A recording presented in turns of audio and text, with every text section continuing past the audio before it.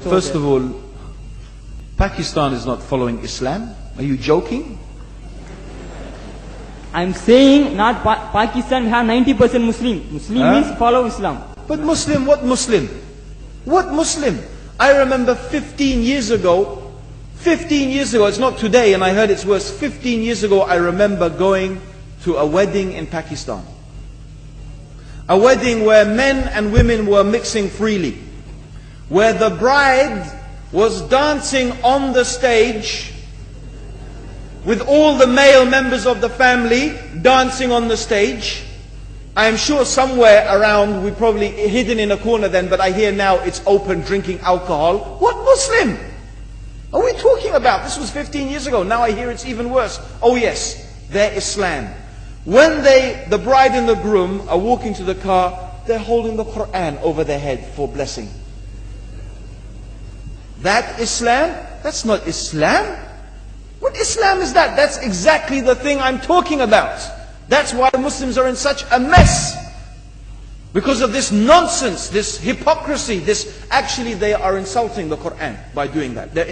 Amongst all of this haram, they think that the Quran, holding it over their head, is going to bless them because they're holding it. What is that? Where did they get this from? So, I don't know what we're talking about. In fact, this is the problem. You see, the Muslim world itself is so far from Islam. So many you find here in India. Well, I know it's not a Muslim country, but there are lots of Muslims here.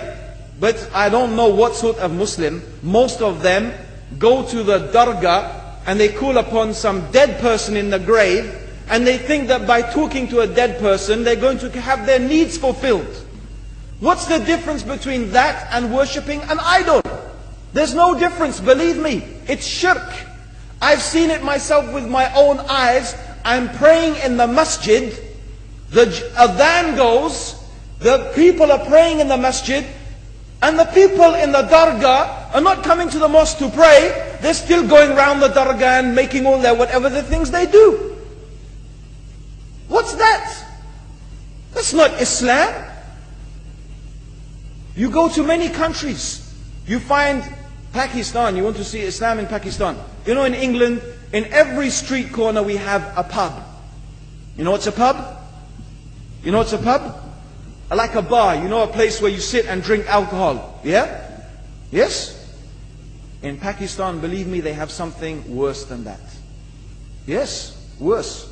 On every street they have a picture of a palm. Everywhere you see it. Hanging from the windows. They have the picture of a palm. What's that advertising? Something worse than drinking alcohol. An invitation to disbelieve in Allah. That they're going to read your hand and tell your fortune. Shirk. It's shirk. Whoever believed, the Prophet said, sallallahu alaihi wasallam, whoever visits a fortune teller out of curiosity, Allah will not accept their prayers for 40 days.